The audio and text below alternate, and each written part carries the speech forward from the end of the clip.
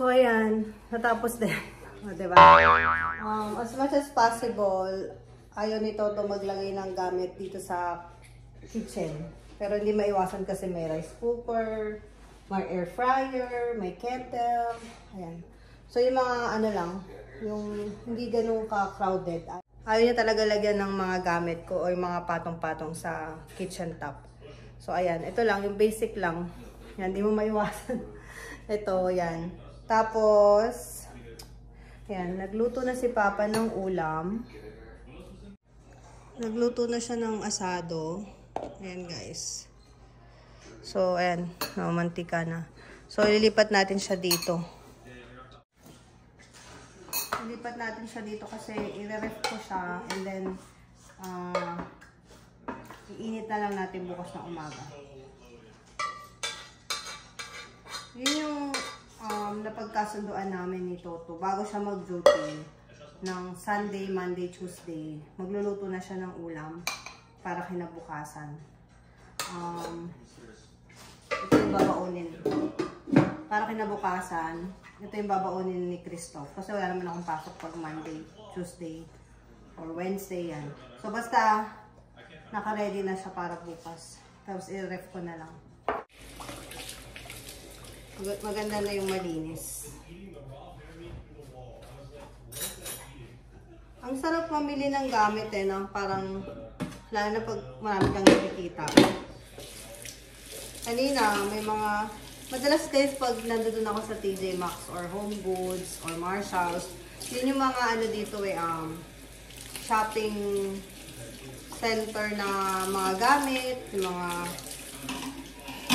gamit sa bahay, kitchen, bedroom, yung mga accessories, yung mga furnitures din, mga sofa, ganyan. Wala lang mga electronic.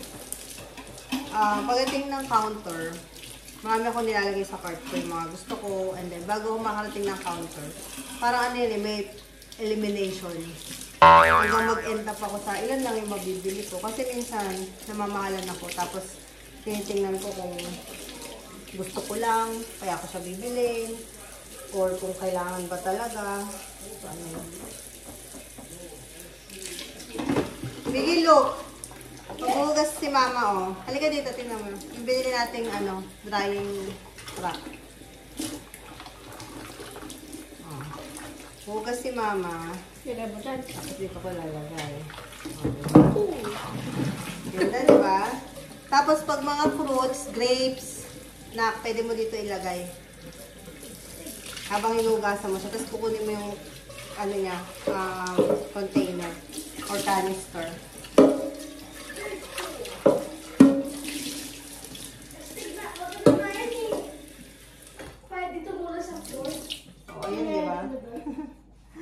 Ganda.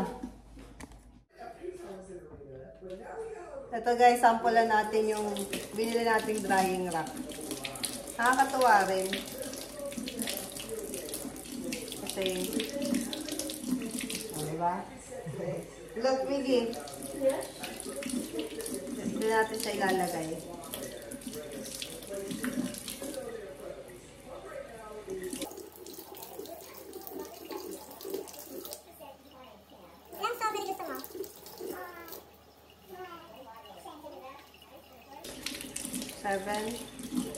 I-slice ko pa ba o isang buo na to? Isang buo na lang po. Isang buo? Ito guys, ang ating drying rack. Nakakatawa rin Nakikita ko na to sa iba kaya lang hindi ko pa na-try. Ayan. So ito yung ulam niya. So ito strawberries. Mukha siya lang sa baonan niya.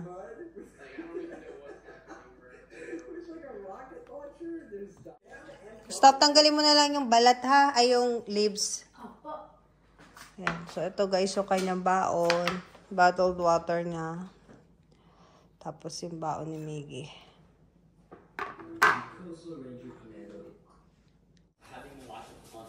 Andito na si Papa. Welcome back. Welcome home. Galing sa night shift, man. Wala pa. Saksa na. Papa, nasa duty? Antok ka. Ewan ko, dito sanay magpuyat eh. Hindi sanay ito magpuyat eh, kahit sa Pilipinas. Kahit sa Bagyo naman. Lipas na ako sa puyat.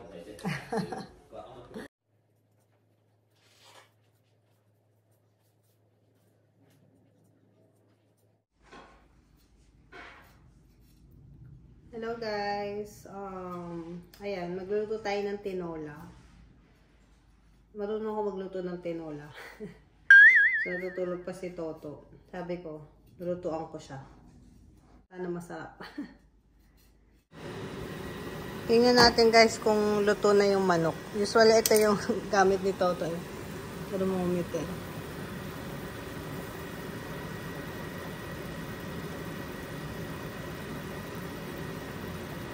$120. Ito lang pa.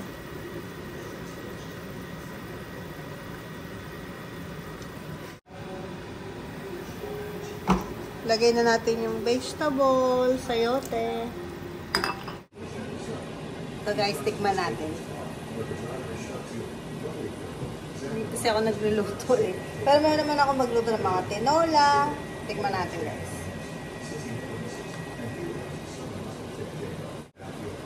Sarap. Masarap siya in fairness ah. Nak, luto na. Halika dali, tikman mo itong luto ni Mama. Ha? Wait na. Ah. Nak. Tikman mo to. Luto ni Mama. Hinila ko siya ng damit eh. Tikman mo. Sabi mo kung salty o labang.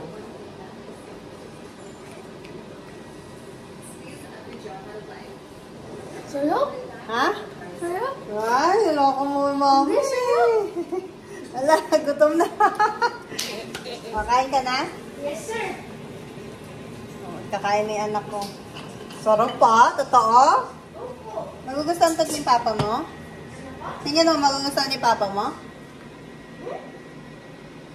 Tingin mo, magugustuhan ni Papa? Pagising ni Papa, ha? Yan, so Monday na naman. Mama's duty tayo. So, nasa work si Toto.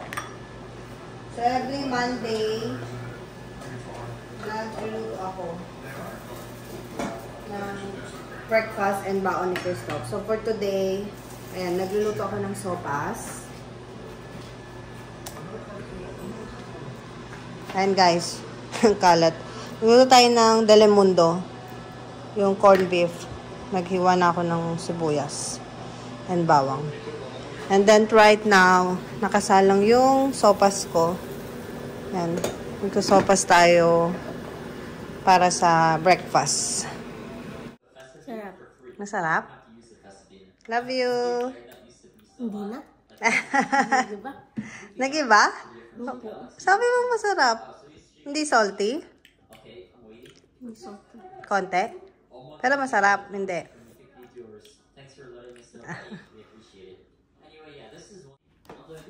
Taran! Christoph, your lunch later. Oh, prepared to ni Mama Nak. Gusto mo yan? It's caldereta corned beef. Okay lang yan? Niluto today para baon ni Christoph. Calderetang corned beef with egg and probiotic.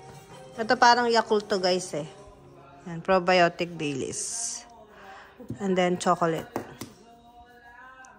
Tapos ka na kumain? Water pa. Aqua water. Ayun ang water sa tabi mo. Binata na yung anak ko eh. Nanonood siya ng TV. May chips ka pa dyan? Wala. Sige, bila kita mamaya.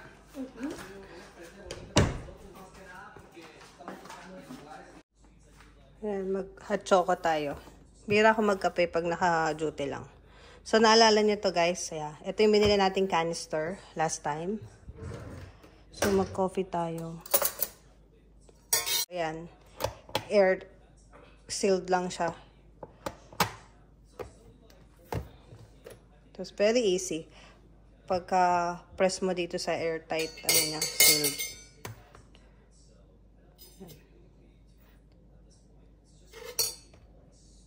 Tapos close mo lang. Yan. Okay na siya. Tapos ito guys, ano to? Burr brand. Yung padala ng mama ko.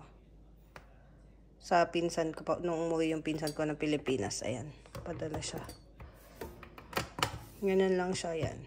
Tapos ito naman yung coffee creamer ni Papa. Hindi niya niref eh. Hindi ko alam kung bakit. And then, coffee sachet.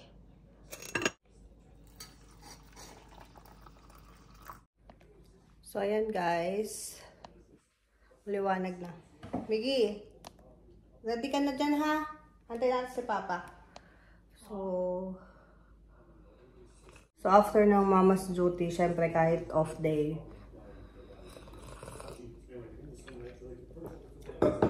may tayong gagawin. Ayan. Alam nyo guys, share ko lang umabot ako dito sa US. Marami ako napagdaanan ng online classes, training, seminars, ganyan. Wala ako sariling laptop. Diba? Kahit na earning ako dito as a nurse, hindi ako bumili ng laptop ko. Ito, regalo ko to kay Papa nung wedding anniversary namin. I think 11 years. 11th wedding anniversary yata yung occasion namin nung binigyan ko siya nitong laptop. Pero very useful to sa amin ni Papa kasi hinihiram ko sa kanya yung laptop pag may kailangan ako gawin. Hindi kasi talaga ako mga-computer guys unless may kailangan tapusin. Tsaka syempre pag nagbablog ako, cellphone naman yung gamit ko. So ito yung kailangan kong tapusin guys na nabanggit ko sa inyo kanina. So ayan. Ayan. Ito, handwritten ko to. Nalagyan ko siya ng sticky notes. Yung schedule, continuous renal replacement therapy, August 29, 8 a.m. to 3:30 p.m. So, ayan. Ito yung workbook ko na kailangan kong tapusin ngayon kasi bukas na yung training. Ayan. So, hindi ko pa siya nasisimula. Pero wala naman akong pasok today. Kaya tatapusin ko to ngayong araw. Ayan. Login. So, ito yung ginagamit ng HCA, guys. Ayan. Automatic na to eh. Nakasave na yung mga details ko. Ayan. So, ito yung aming continuing education sa HCA Health Stream. So, ayun yung mga kailangan kong gawin.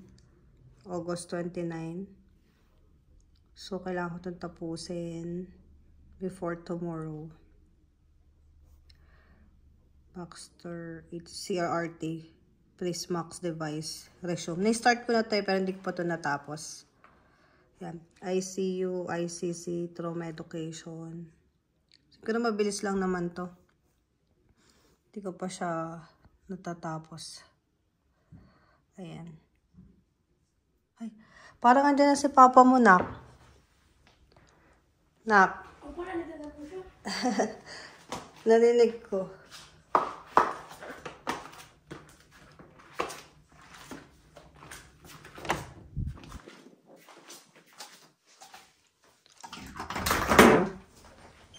Good morning! Ay, nag-a-alarm. Naka-security alarm kasi itong guys eh. Yan. Mag-a-alarm siya pag...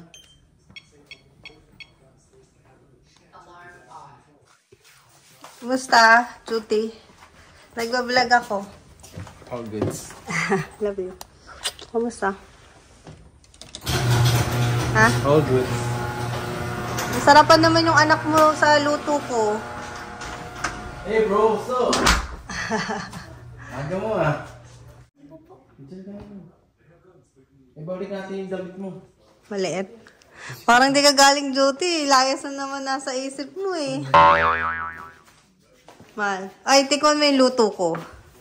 Masarap, sabi ni Miggy. Tikman mo. Oo, masarap yan. Kuha ka ng platito. Nagluto rin ako ng boiled egg. Para partner. Parang lugaw lang, di ba? Papa. Ano? Ito kanin na. Salty? Medyo, sakto lang. Eh, kasi maalat ako magtimpla eh. Ayaw ko na matabang. Ano, okay naman? Pwede na ako mag-asawa? Pwede ka magsawa ulit. Kain tayo. Ay, masarap yung pamilya. Medyo hampal. Kala ko ba maalat? Hindi, gusto ko may paminta, medyo maanghang. Walang pula ka mala. Mapagmahal ka ba? Kumare, kumusta?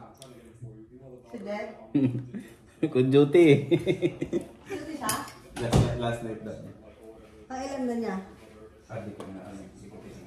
Hi tayo guys.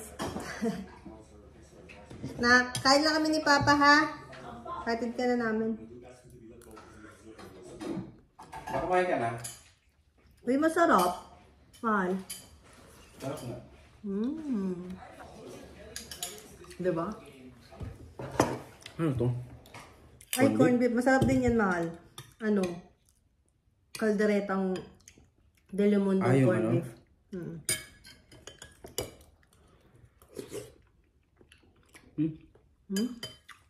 Pwede na ako mag-asawa, diba? Pwede na ako mag-housewife. Kala na? Ito ka na lang. Totoo? Uy. Kuya natin yung premyo sa loto. Hindi bibigay sa'yo yun kasi 1 million lang yung kailangan mo eh. Kain lang na yun ito, bro. Sabi mo sa inyo na yan. Isa lang kailangan ko. Sarap.